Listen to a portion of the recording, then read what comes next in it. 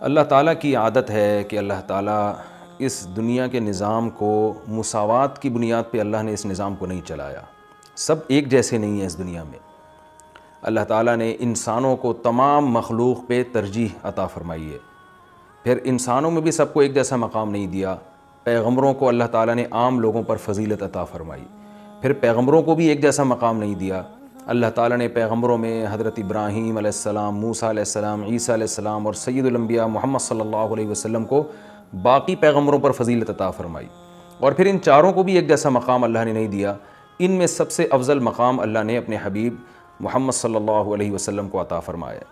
تو جیسے اللہ تعالیٰ کی عادت ہے کہ انسانوں میں اللہ نے فرق رکھا، مخلوق میں فرق رکھا، تو اللہ تعالیٰ نے اسی طرح اس زمین کے خطوں میں فرق رکھا ہے. اس زمین میں سارے خطے ایک جیسے نہیں ہیں. مسجد کو اللہ نے عام جگہوں پر فضیلت دی. پھر مسجدوں میں مسجد اقصی، مسجد نبوی اور مسجد حرام کو اللہ نے باقی مسجدوں پر فضیلت دی. اور ان تین مسجدوں میں بھی اللہ نے سب سے زیادہ فضیلت مسجد حرام کو دی جہاں بیت اللہ ہے. اور اتنی بڑی فضیلت دی کہ مسجد حرام میں ایک نماز کا ثواب 1,00,000 نمازوں کے برابر قرار دیا گیا. اور علماء کہتے ہیں صرف نماز ہی نہیں ہے بلکہ ایک نیکی کا ثواب اللہ نے مسجد حرام میں 1,00,000 نیکیوں کے برابر رکھا ہے. تو اسی طرح اللہ تعالیٰ نے جو اوقات ہیں، وقت ہیں، ان کو بھی ایک جیسا نہیں رکھا. اللہ تعالیٰ نے ہفتے کے دنوں میں جمعے کے دن کو ان بقیہ 6 دنوں پر اللہ نے فضیلت عطا فرمائی ہے. پھر اللہ نے مہینوں میں تمام مہینوں پر رمضان المبارک کو فضیلت عطا فرمائی ہے.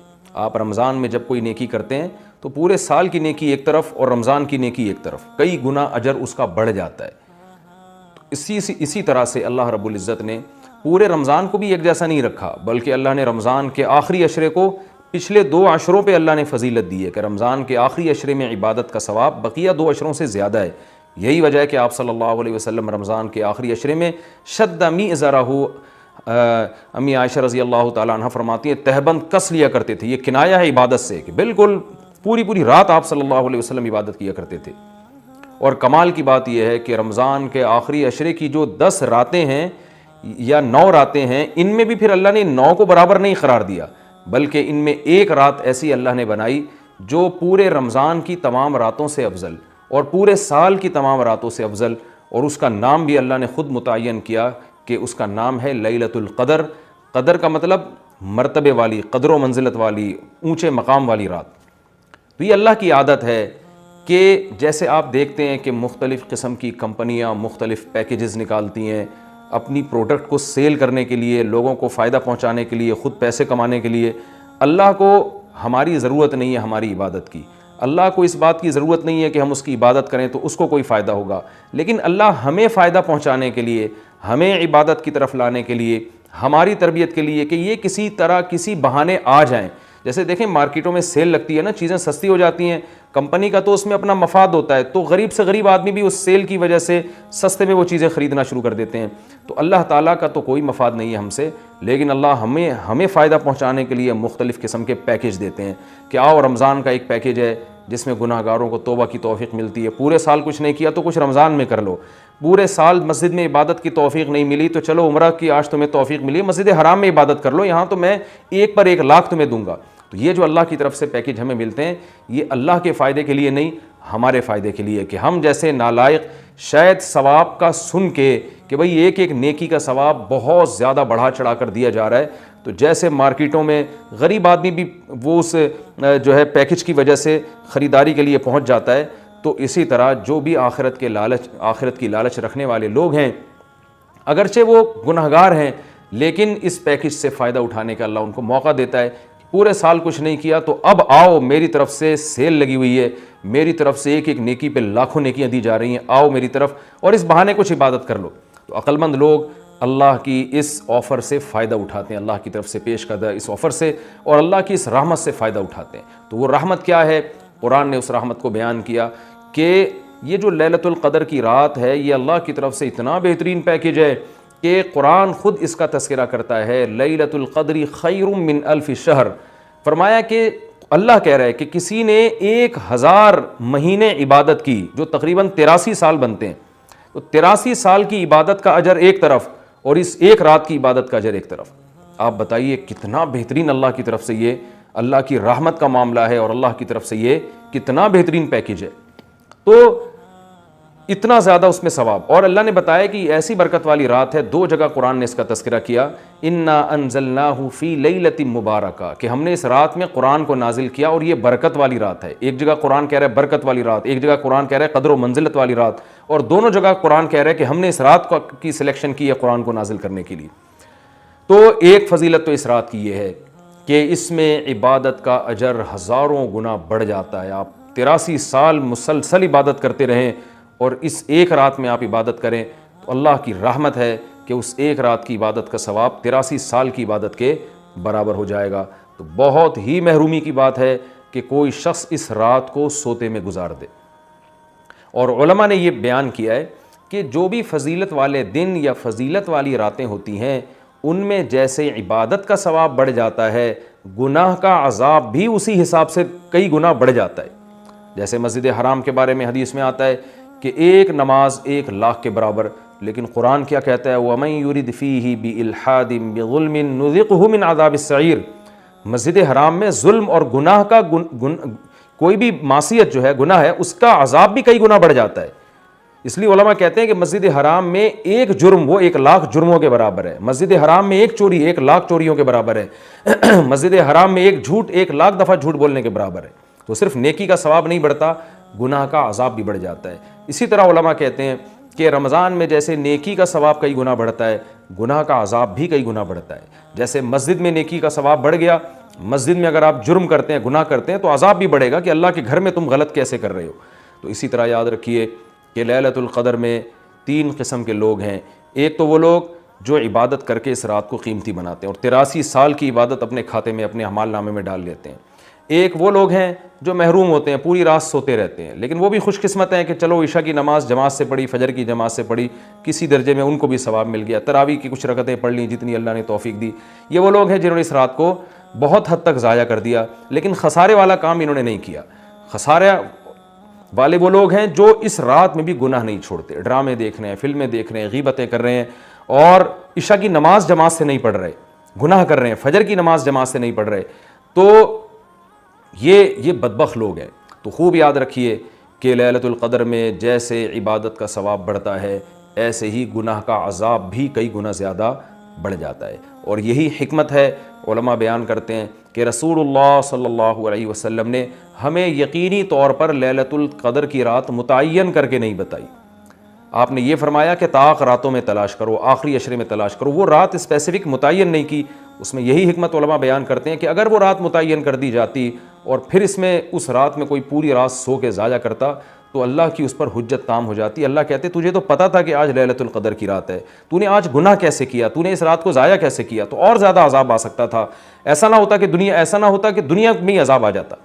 تو اس لیے اللہ نے اس کو مخفی کر دیا کہ تھوڑا سا کنفیوژن میں ڈال دیا کہ تاکہ اس میں اگر کوئی اس رات کو ضائع کرتا ہے تو اس کو یقینی طور پر افسوس نہ ہو کہ ہو سکتا ہے وہ یہ سوچے شاید آج کی رات نہ ہو بلکہ ہو سکتا ہے کل یا پرسوں کی رات لیلۃ القدر ہو جائے. ایک حکمت تو علماء یہ بیان کرتے ہیں. دوسری حکمت یہ بیان کرتے ہیں کہ اگر لیلۃ القدر کی رات متعین کر دی جاتی اور اس رات اتفاق سے کوئی سوتا رہ جاتا، بیماری کی وجہ سے عبادت نہ کر پاتا، تو پھر وہ بقیہ راتوں میں بالکل بھی عبادت نہ کرتا. وہ کہتا لیلۃ القدر تو گزر گئی، اب میں رات جاگ کے کیا کروں گا، اصل جو اللہ کی طرف سے رحمت والا معاملہ تھا وہ تو میں نے ضائع کر دیا. تو اللہ نے اس امت پر احسان کیا کہ بتا دیا بھائی آخری عشرہ ہے اور طاق راتوں میں امکان زیادہ ہے، تاکہ کوئی 21ویں رات کو عبادت نہ کر سکے تو اس کو یہ خیال نہ ہو کہ بھائی اب لیلۃ القدر کا چانس ہی ختم ہو گیا، بھائی ہو سکتا ہے 22ویں ہو سکتا ہے 23ویں ہو. تو اس لالچ میں، اس امید میں وہ 10 کی 10 راتیں عبادت کرے گا. اور تیسری حکمت علماء نے یہ بیان کی ہے کہ لیلۃ القدر کی رات کو 100% متعین کر کے نہیں بتایا گیا تاکہ لوگ اس بہانے زیادہ عبادت کریں اور جو طلبگار ہیں انہی کو ملے. اب جو آخری 10 عشرے میں یقینی طور پر پوری عبادت کرے گا اس کے لیے تو لیلۃ القدر یقینی ہے. جو آخری عشرے میں کچھ راتیں جاگے گا، کچھ راتیں نہیں جاگے گا، تو اس کے بارے میں امکان ہے کہ شاید لیلۃ القدر اس سے فوت ہو گئی ہو. ہاں، طاق راتوں میں جو عبادت کرے گا، تمام طاق راتوں میں 21ویں میں، 23 میں، 25 میں، 26ویں، 27ویں رات، 29ویں رات، تو اس کے بارے میں بھی امکان ہے کہ وہ لیلۃ القدر کو پالے گا. تو اللہ تعالیٰ یہ چاہتے ہیں کہ جو پورے آخری عشرے میں تمام طاق راتوں میں خاص طور پر عبادت کریں، ان کو لیلۃ القدر ملے۔ تو اگر اللہ رات متعین کر دیتے تو پھر تو ہر آدمی اس لیلۃ القدر میں جاگ لیتا، لیکن اللہ نے نظام ایسا بنایا کہ بھائی جو طلب کرے گا اور تمام راتیں جاگے گا اس کو تو یقینی طور پر لیلۃ القدر ملے گی، اور جو تمام راتوں میں عبادت کا اہتمام نہیں کرے گا تو اس کے لیے معاملہ مشکوک ہے، امکان ہے کہ مل جائے، امکان یہ بھی ہے کہ نہ ملے۔ تو اس لیے بھی علماء کہتے ہیں کہ لیلۃ القدر کی یقینی طور پر تعیین نہیں کی گئی۔ بہرحال بہت کثرت سے اس بارے میں روایات ہیں جن میں آتا ہے کہ رمضان کے آخری عشرے میں اور رمضان کی طاق راتوں میں خاص طور پر آپ صلی اللہ علیہ وسلم نے فرمایا کہ لیلۃ القدر کو تلاش کرو۔ تو ہمیں لیلۃ القدر میں کرنا کیا ہے؟ اس میں کچھ بدعتیں بھی پھیلی ہوئی ہیں، جتھے بنا کے مسجدوں میں جانا اور اجتماعی عبادتیں کرنا، یہ تمام چیزیں اسلاف سے ثابت نہیں ہیں، اور ان کو دین سمجھ کے کریں گے یہ بدعت ہو جائیں گی، سنت سے دور ہیں یہ سب چیزیں۔ انفرادی عبادت ہونی چاہیے، نماز کا کوئی الگ سے مخصوص طریقہ ثابت نہیں ہے لیلۃ القدر کی رات میں، جو طریقے سے عام آپ نمازیں پڑھ رہے ہیں وہی اسی طریقے سے، یہ نہیں کہ پہلی رکعت میں یہ صورت، دوسری میں یہ صورت، یہ تمام چیزیں لوگوں میں پھیلی ہوئی ہیں، یہ بدعت ہے، ان کا حقیقت سے سنت سے کوئی تعلق نہیں ہے۔ تلاوت کریں، دعائیں مانگیں اور تہجد کی نماز پڑھیں، جتنے نوافل اللہ آپ کو توفیق دیتا ہے، آپ جیسے عام معمول ہے نوافل پڑھنے کا اسی طرح پڑھیں، اور بہتر ہے گھر میں عبادت کریں۔ گھر میں اگر مشکل ہو رہی ہے تو مسجد میں بھی جا سکتے ہیں، لیکن نوافل گھر میں پڑھنا یہ مسجد میں پڑھنے سے زیادہ افضل ہے۔ مسجد میں شور شرابہ کرنا، لیلۃ القدر کے نام پہ جتھے بنا کے بیٹھنا، پھر لیلۃ القدر کی رات پہ پوری رات پروگرام چلنا مسجدوں میں، یہ سب چیزیں لوگوں کو عبادت سے غافل کرنے والی ہیں۔ بیان بھی ہونے چاہیے مختصر، آدھا گھنٹہ ہو گیا، 1 گھنٹہ ہو گیا، باقی وقت عبادت میں لگانا چاہیے۔ دوسری بات یہ کہ اتنی کثرت سے عبادت کرنا کہ آپ کا دماغ ہی خراب ہونا شروع ہو جائے، نیند سے حالت خراب ہو جائے، تو یہ بھی ٹھیک نہیں ہے۔ کچھ دیر آرام بھی کرنا چاہیے تاکہ جتنی عبادت ہو وہ طبیعت میں نشاط کے ساتھ اور فریشنس کے ساتھ ہو، آپ اس میں ٹینشن میں نہ آ رہے ہوں۔ اور ایک اہم بات یہ بھی ہے کہ اصل عبادت گناہ چھوڑنا ہے۔ آپ صلی اللہ علیہ وسلم نے لیلۃ القدر میں ہمیں جو دعا سکھائی ہے اس دعا کا مفہوم بھی یہی ہے۔ صحیح حدیث میں دعا آتی ہے کہ لیلۃ القدر میں یہ دعا مانگو، اللہم انک عفو تحب العفو فاعف عنا، اے اللہ تو سراپا معافی ہے، معافی کو پسند کرتا ہے، ہمارے گناہوں کو معاف کر دے۔ تو اس سے پتہ چلتا ہے کہ لیلۃ القدر میں نبی ہمیں یہ سکھا رہے ہیں، یہ سمجھا رہے ہیں کہ گناہوں سے توبہ کرنی ہے، معافی مانگنی ہے۔ ظاہر ہے جس جرم سے معافی مانگی جاتی ہے تو اسی بیس پہ مانگی جاتی ہے نا کہ آئندہ آپ چھوڑنے کا عہد کر رہے ہو، آپ نے کسی کا دل دکھایا، کسی کو ٹینشن دی، اب آپ اس سے سوری کر رہے ہیں، وہ کہتا ہے ٹھیک ہے آئندہ ٹینشن نہیں دینا، آپ کہتے ہیں دوں گا تو میں آئندہ بھی تمہیں ٹینشن، تو وہ کہے گا پھر یہ تو معافی نہیں، یہ تو معافی کے نام پہ مذاق ہو گیا بھائی۔ تو نبی جو ہمیں دعا سکھا رہے ہیں اس میں اصل بتا رہے ہیں کہ لیلۃ القدر کی رات میں اللہ سے دعائیں مانگ کر توبہ کرنی ہے۔ تو اس رات میں آپ عبادت کریں، اللہ سے دعا مانگیں، اور دعا کیا مانگیں کہ اللہ جو گناہ ہماری زندگی میں ہیں ان سے ہم توبہ کرتے ہیں اور آئندہ ہمیں ان سے بچنے کی توفیق عطا فرما۔ گناہ کیا ہے؟ نمازوں کا قضا کرنا، داڑھی کاٹنا، خواتین کا بے پردگی کرنا، اور سود لینا، بہنوں کی وراثت نہ دینا، اور جاندار کی جو تصویریں آج کل لوگوں نے گھروں میں ڈیکوریشن کے طور پر تصویریں لگائی ہوئی ہوتی ہیں، یہ سب ناجائز ہیں۔ آپ صلی اللہ علیہ وسلم نے فرمایا ان من اشد الناس عذابا یوم القیامۃ المصورون، کہ سب سے سخت ترین عذاب قیامت کے دن تصویر بنانے والے کو ہوگا۔ ڈیجیٹل کیمرے کی تصویر میں تو بہت اچھا خاصا علماء کا اختلاف ہے کہ ہماری رائے یہ کہ تصویر میں داخل نہیں ہے، لیکن جو پرنٹڈ تصویر ہوتی ہے اور کسی شرعی عذر کے بغیر ہو، ایک تصویر کسی ضرورت سے ہوتی ہے، بلا وجہ شو بازیوں کے لیے اپنے باپ داداؤں کی تصویریں دیواروں پہ سجانا، یہ فیشن ہمارے یہاں بنتا چلا جا رہا ہے، اور جو بت بنے ہوئے ہوتے ہیں تصویر کے نام پہ وہ بھی اسلام میں حرام ہے۔ تو ان سب چیزوں سے ہمیں لیلۃ القدر میں توبہ کرنی ہے، شراب سے، زنا سے، بد نظری سے، والدین کی نافرمانی سے، رشتہ داری توڑنے سے۔ آپ صلی اللہ علیہ وسلم نے فرمایا جو خونی رشتوں کو توڑتا ہے وہ جنت میں داخل نہیں ہوگا۔ لیلۃ القدر کی رات میں آپ اپنے خونی رشتوں کو منا لیں، اس رات میں آپ اگر رشتے کو جوڑیں گے اس کا ثواب کئی گنا زیادہ ملے گا، اس کی برکتیں بہت زیادہ ہوں گی۔ تو اس رات میں صدقہ خیرات بھی کرنا چاہیے، اور ان تمام جرائم سے، نماز چھوڑنے کا گناہ، سود کا گناہ، وراثت کھانے کا گناہ، جو بھی ناپ تول میں کمی کا گناہ، آپ اگر کسی ادارے میں جاب کرتے ہیں، آپ تنخواہ پوری لے رہے ہیں مگر آپ کام میں ڈنڈی مار رہے ہیں، یہ خیانت ہے جس سے قرآن نے روکا ہے، یہ بھی ایک جرم ہے، اس جرم سے بھی ہم نے اس رات میں توبہ کرنی ہے۔ اگر کوئی کرایہ دار مالک مکان کے گھر کو امانت کے طور پہ استعمال نہیں کرتا، یہ بھی امانت میں خیانت ہے، اور اگر مالک مکان کرایہ دار کو تنگ کرتا ہے یا کرایہ دار مالک مکان کو ٹائم پہ کرایہ نہیں دیتا، یہ بھی جرم ہے جس کو قرآن بیان کرتا ہے امانت میں خیانت۔ تو جہاں بھی دو آدمیوں کا معاملہ ہو رہا ہے اور اس میں آپ ڈنڈی مار رہے ہیں، یہ بہت بڑا جرم ہے، قرآن میں اہل جنت کی یہ صفات بیان نہیں کی گئی ہیں۔ تو اخلاق کو اپنے درست کرنا، آپ صلی اللہ علیہ وسلم نے فرمایا منافق کی 3 نشانیاں ہیں، بات کرتا ہے جھوٹ بولتا ہے، امانت دی جائے تو خیانت کرتا ہے، اور جب کسی سے بحث مباحثہ کرتا ہے تو گالم گلوچ پہ آ جاتا ہے. آج دیکھیں دفتروں میں کیا حال ہے, بات بات پہ گالیاں, ذرا سا کوئی مسئلہ ہوتا ہے فوش فوش گالیاں نکالنا شروع کر دیتے ہیں. تو یہ تمام چیزیں ایسی ہیں جن سے ہمیں اس رات میں توبہ کرنی ہے.